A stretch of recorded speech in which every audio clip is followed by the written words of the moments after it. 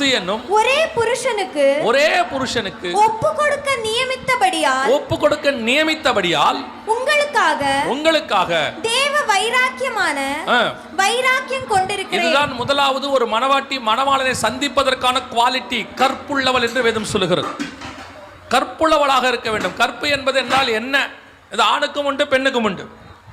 கற்பு என்பது வெறும் சரீரத்தை மட்டும் தகுதி உடையது அல்ல, சரீரத்தை மட்டும் உடையது அல்ல. இன்னைக்கு நிறைய பேர் இந்த கற்புள்ளதுங்கிறதுக்கு விளக்கம் என்ன கொடுக்குறாங்கன்னா, கல்யாணம் ஆயிடுச்சுன்னா கற்பு போயிடும் அப்படின்னு ஒரு குரூப் இருக்கு. அதனால அவங்க என்ன சொல்றாங்கன்னா, கல்யாணம் பண்ணாமல் இருக்கிறவங்க தான் கற்புள்ளவர்கள். ஏன்னா சீயோன் மலையில் 14ஆம் அதிகாரம் வெளிப்படுத்தின விசேஷத்தில் 1,44,000 பேர் நிற்கிறார்கள். அதில் இருக்கிறவர்களை பற்றி சொல்லும் பொழுது ஸ்திரீகளால் கரைப்படாதவர்களும் கற்புள்ளவர்களும் என்று வேதம் சொல்லுகிறது.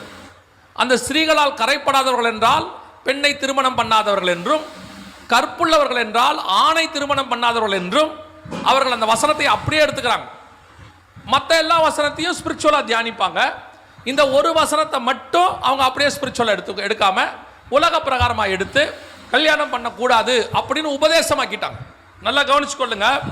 திருமணம் ஆகாமல் கர்த்தருக்காக நிற்க வேண்டும் என்பது கர்த்தர் உங்கள் மேல் வைத்த திட்டமாக இருக்குமானால் அதை நீங்கள் ஃபாலோ பண்ணுங்கள். என வேதம் சொல்லுது, வரம் பெற்றவர்களை தவிர வேறு ஒருவரும் அப்படி இருக்க முடியாது. அது இயற்கையோடைய பிரமாணம் என்ன? கர்த்தர் மனிதன் தனிமையாக இருப்பது நல்லதல்ல. அதான் இயற்கை பிரமாணம்.